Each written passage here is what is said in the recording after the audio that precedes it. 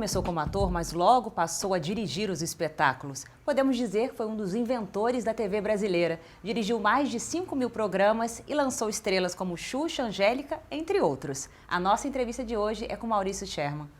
Maurício, muito obrigado por nos receber. Você se formou como advogado, mas nunca exerceu. Como é que você foi se tornar ator? Não, eu já era ator.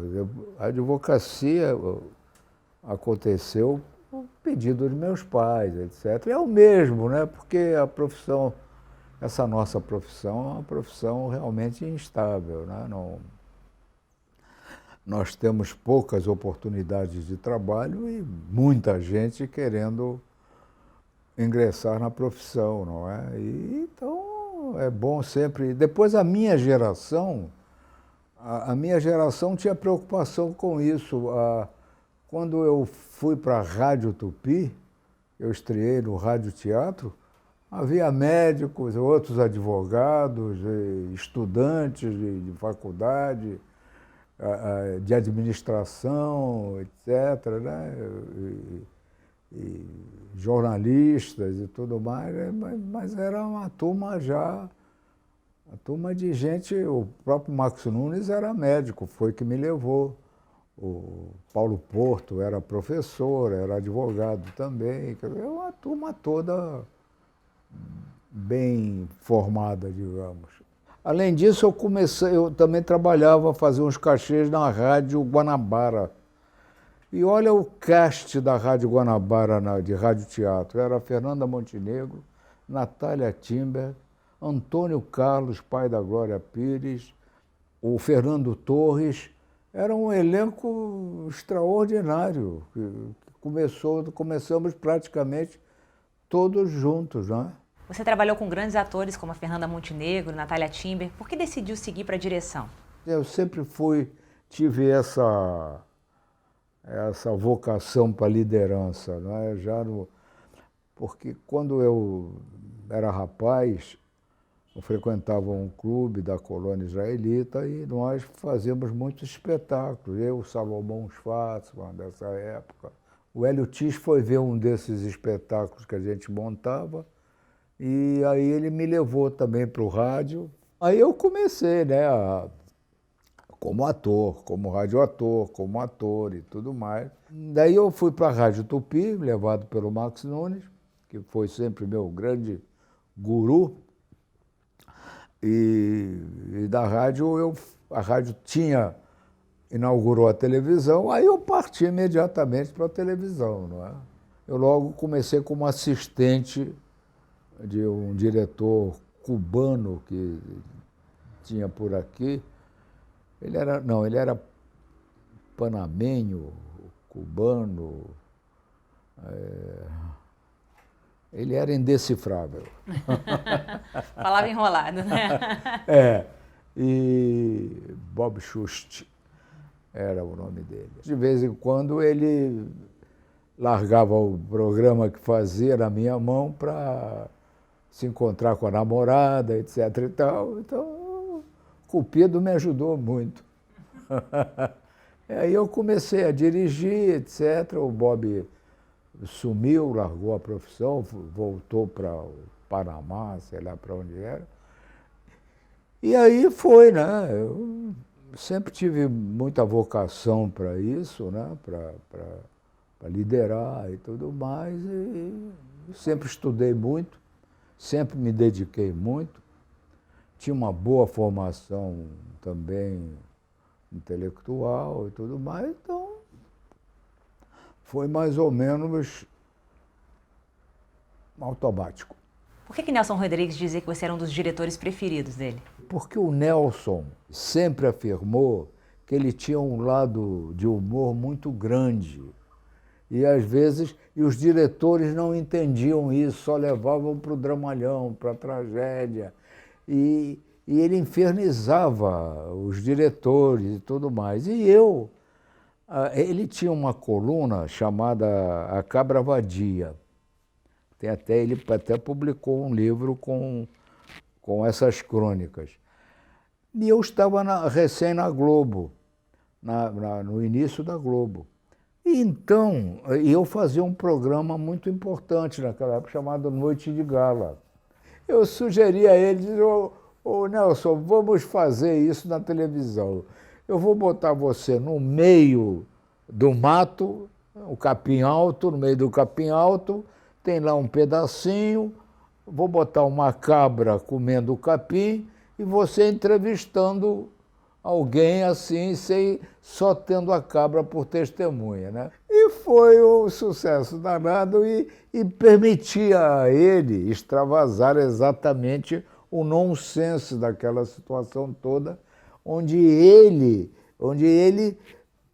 trafegava com o maior brilhantismo, entendeu? Você participou de um grande processo de mudança na TV, que foi sair do ao vivo para o gravado. Inclusive, você dirigiu a primeira novela com o uso do videotape, que foi Gabriela. Qual foi essa grande mudança? Quando o videotape veio para o Brasil, quando nós descobrimos o videotape, vamos dizer assim, entre aspas, não é? Nós demos uma utilidade ao videotape que o americano não fazia, isso, absolutamente, né? Então, alguém, que eu não sei quem foi, resolveu gravar, descobriu que a gente podia cortar a fita, entendeu?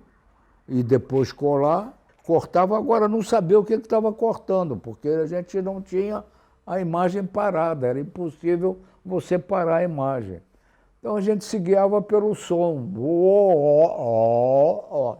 É aqui. De vez em quando eles colavam de cabeça para baixo, etc. Né? Mas aí também não queriam cortar porque era muito caro. Cada fita, naquele tempo, custava 3, 4 mil dólares, que era uma fortuna, e tinha que importar, contrabandear, etc. Era uma coisa de louco. Então, o que a gente fazia? Nós fazíamos a novela ao vivo e gravávamos, está entendendo? Ela inteira. Não podia parar. Se alguém errasse, tinha que voltar do início. Entendeu?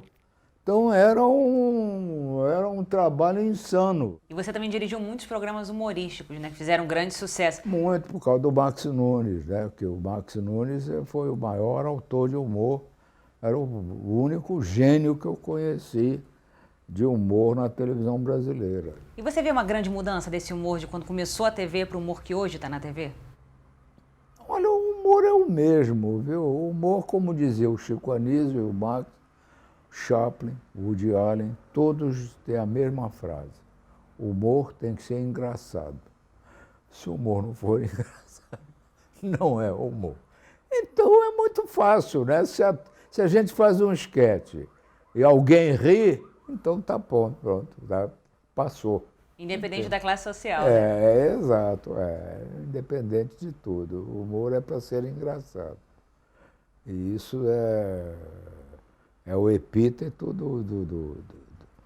básico do humor. Então, tem muitos programas que não têm graça nenhuma, né? E se intitulam de humor, não é? Aí é só um título, porque o conteúdo não tem nada a ver com o título, o que é muito peculiar aqui no Brasil, né? Você, por exemplo, você nomeia alguém, não, você vai ser diretor de arte agora, aqui, etc. e tal. Ele toma posse do título, mas do trabalho não toma posse, não. O humor pressupõe liberdade? O humor? Pressupõe a liberdade? Claro, claro, claro. Isso aí é fundamental. É fundamental, fundamental. Qual o limite da liberdade e do respeito? Por exemplo, hoje em dia está sendo muito contestado fazer piadas sobre homossexuais, sobre racismo. Como é que você vê isso? Essas restrições realmente elas limitam muito, não é? Mas tem maneiras. Por exemplo, durante a ditadura, eu e o Marx, nós fizemos muitos programas criticando os ladrões, criticando a turma que né, que fazia A política, né? fazia os seus, a turma que cobrava seus percentuais, etc., né, igual a hoje. Então, e passava, basta você saber utilizar as armas que você possui, né?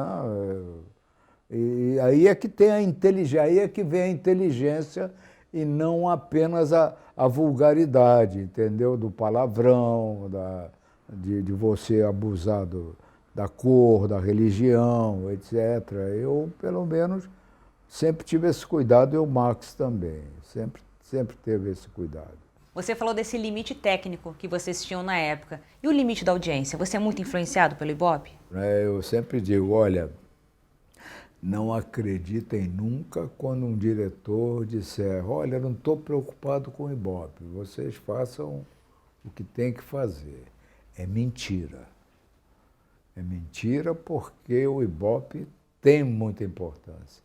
Se um programa tem uma expectativa de, digamos, hoje em dia, de 20 pontos, começa a dar 8, 9, é porque realmente ele não funcionou, não é? Não, tem que ter resposta. Uma das grandes mudanças nos últimos anos na TV aberta foi a TV Manchete, e que você estava lá trabalhando. Eu era que o diretor artístico da Manchete. Que teve o Clube da Criança, que teve a transmissão do Carnaval, começou a Manchete, que começou essa transmissão. Que nós ganhamos e tudo mais, etc. Nós ganhamos. O que você acha que mudou ali? Não foi grande mudança. A Manchete alcançou um nível que a Globo já tinha, não é? Porque a Globo tem essa distinção toda porque ela faz uma televisão altamente competitiva, né? E altamente qualificada, de modo que não é à toa. Então você, para fazer alguma, para pegar um pouco da freguesia, digamos assim, não é? Você tem que pelo menos ter esse tipo tem que ter esse mesmo alcance de qualidade, de artístico, alcance artístico, não é? Se você entra sem estabelecer o limite da Globo, você sabe que vai perder.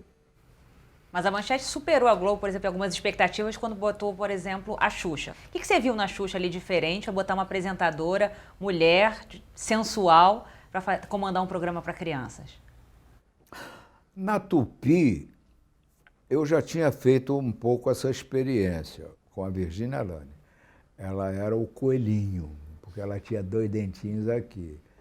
E ela botava um biquíni não, um maiôzinho, etc. Tal, eu sou o coelhinho, etc. Tal. E a gente percebia que as crianças ficavam fascinadas, principalmente as meninas, não é? Porque a garotada hoje, eu não vou entrar muito nesse assunto, porque não sou nenhum expert nisso, não é? Mas a garotada tem um sentimento muito forte de sensualidade e tudo mais, não é? Você vê que é incentivado pelas mães e pelos pais, né? O garoto, desde pequeno, olha, meu filho, olha aquela menininha lá, olha lá, dá em cima, etc e tal. E as mães com as meninas, olha, você tem que estar sempre arrumadinha, sempre bonita, etc e tal, porque você vai casar, etc, né? Então, desde pequeno que a turma já sabe que não foi assim com você? Foi. Foi, claro. É assim com todo mundo, entendeu? E a Virgínia Lane fazia isso, a turma ficava, porque a Virgínia era um canto, né? Quando nova, até quando adulta, ela era formidável. Mas quando ela era novinha, ela era uma coisa assombrosa, né? Graciosa, pernas maravilhosas e tudo mais, né? Então, a gente sabia que depois com a Neide Aparecida também, a Neide Aparecida, a maioria ainda já conheceu, que também era uma menina muito graciosa, as pernas também muito bonitas e tudo mais. eu estava procurando alguém com, pelo menos, com uma característica assim de garota bonita. E estava na moda, nas revistas, etc. e tal, estava na moda uma lourinha, que me chamou muita atenção pelo olhar dela, que era um olhar deslumbrante, né? Um olhar assim de espanto com tudo, né? Um olhar avassalador, né? Uma coisa, até hoje ela tem um pouco isso, né? Então eu fui à procura dela, né? Para que ela conduzisse, apenas conduzisse um programa apresentando os que era a evolução daquele programa da Tupi da década de 50, de 60. Entendeu? Não era nada demais, não. Não inventei a pólvora, não. Talvez tenha aperfeiçoado a bala, entendeu? Ah, voltou para pegar fogo, né? Entendeu? Então, aí veio a Xuxa. Depois, quando nós perdemos a Xuxa, eu estava na Manchete, nós perdemos a Xuxa para a Globo, né? Eu não estava na Globo. E aí o Adolfo me pediu uma substituta para a Xuxa, etc. Eu digo, tá bom, vamos procurar, né? Aí apareceu lá um conjunto infantil, muito ruim, mas tinha uma lourinha muito graciosa. Ela tinha 12 anos, né? Uma lourinha realmente com o mesmo olhar, com a mesma fascinação da outra, né? Eu digo, é essa daí. Então vamos treiná-la. E ela ficou em treinamento quase um ano lá, porque a Xuxa já era mulher quando nós lançamos. Agora a Angélica não, a Angélica era uma menina de 12 anos. Hoje é essa mulher elegantíssima e linda e tudo mais. E as duas estão aí até hoje, né? E as duas estão aí até hoje. Estão aí até hoje, pois é. Xé, muito obrigada pela sua entrevista. Foi uma aula sobre a história da TV. Nada, a história da TV leva uns 3 dias para falar.